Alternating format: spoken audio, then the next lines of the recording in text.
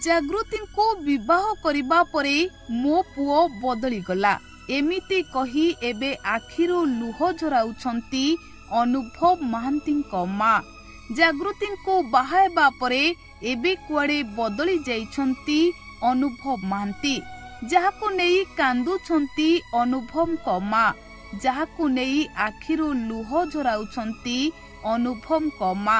ଦିନେ ଅନୁଭବ ମହାନ୍ତି ତାଙ୍କ ମାଙ୍କୁ ବେଶ ଅଧିକ ଭଲ ପାଉଥିଲେ, ମାଙ୍କର ଅନେକ ଯତ୍ନ ନେଉଥିଲେ।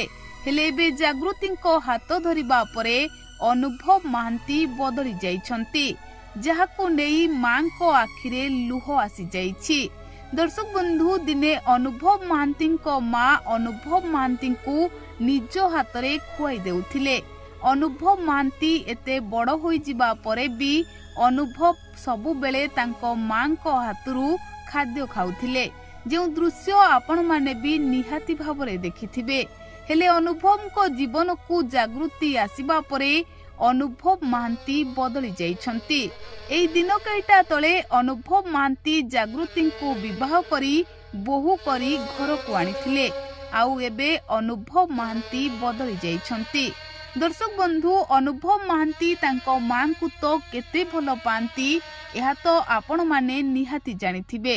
ଆଉ ଏବେ ଅନୁଭବ ମହାନ୍ତି ବଦଳି ଯାଇଥିବା କହି ମାଙ୍କ ଆଖିରେ ଲୁହ ଚାଲି ଆସୁଛି। ହଁ ଦର୍ଶକ ବନ୍ଧୁ, ଅନୁଭବ ମହାନ୍ତି ବଦଳି ଯାଇଛନ୍ତି। ଆପଣମାନେ ଜାଣିଥିବେ, ବର୍ଷାଙ୍କୁ ଛାଡ଼ପତ୍ର ଦେବା ପରେ ଅନୁଭବ ମହାନ୍ତି କେତେ ଭାଙ୍ଗି ପଡ଼ିଥିଲେ, ଆଉ କେତେ ଦୁଃଖରେ ଥିଲେ। ଏମିତିକି ନିଜ ଖାଇବା ପିଇବା ମଧ୍ୟ ଭୁଲି ଯାଇଥିଲେ। ହେଲେ ଜାଗୃତି ଅନୁଭବଙ୍କ ଜୀବନକୁ ଆସିବା ପରେ ଅନୁଭବଙ୍କୁ ବଦଳାଇ ଦେଇଛନ୍ତି।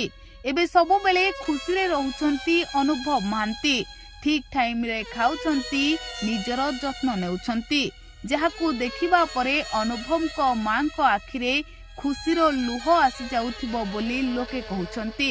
ଆଉ ଅନୁଭବ ଜାଗୃତିଙ୍କ ଏହି ସମ୍ପର୍କରେ କାହାର ନଜର ନ ଲାଗୁ, ସାରା ଜୀବନ ଦୁହେଁ ଖୁସିରେ ରୁହନ୍ତୁ ବୋଲି ପ୍ରଶଂସକମାନେ ଭଗବାନଙ୍କୁ ଡାକୁଛନ୍ତି। ଜାଗୃତିଙ୍କୁ ବିବାହ କରିବା ପରେ ମୋ ପୁଅ ବଦଳିଗଲା